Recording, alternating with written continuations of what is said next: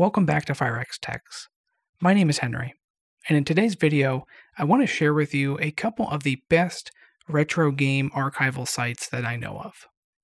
These sites do an incredible job at preserving video game history by archiving ROMs and BIOS for a lot of the popular retro gaming systems. Before we dive into these resources, I do want to make one thing clear. Even though it is possible to download files from these archives, I am not here to endorse or encourage illegally downloading ROMs or BIOS files. My main purpose for showcasing these websites is to emphasize the importance of video game archiving and to shed light on the valuable work that they are doing. With that out of the way, let's get on with it.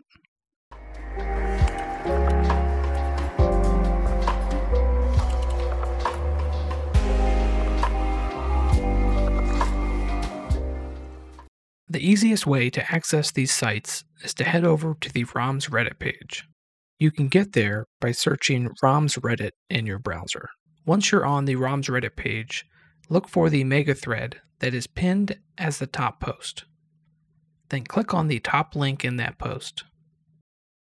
This now takes us to the ROMs Reddit Megathread.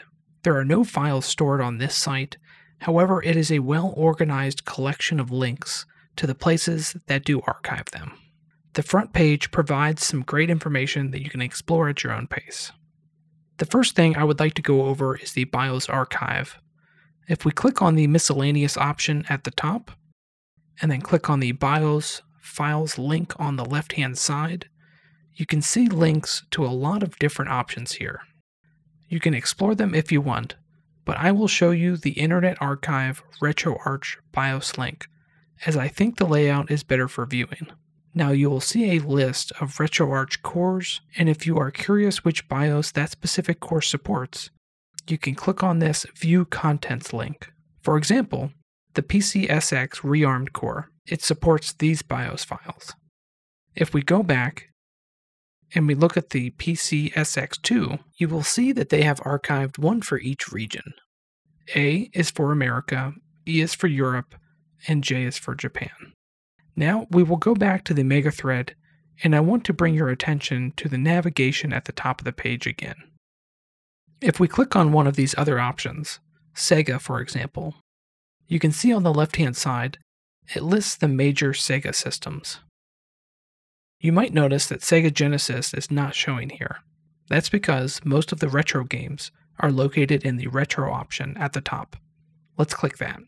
On this site, each section is separated by an underlined title that shows the site which they are hosted on. As you can see here, it says Myrient, and here it shows Internet Archive. You might have heard of Internet Archive before, as it is not just about storing games, but also storing software, shows, books, anything people want to archive. If you're curious what the no intro or redump labels are, these are names of ROM audit groups. They provide mathematical hashes that archivists can use to verify the integrity of ROM files to make sure that the games archived are not corrupted and have not been modified. No intro focuses on cartridge games. Redump focuses on disk games. Now I'll click on the Sega Genesis link under the Myrient section here, and now we're on the Myrient site. You will see a full list of the ROMs archived here with all the different versions.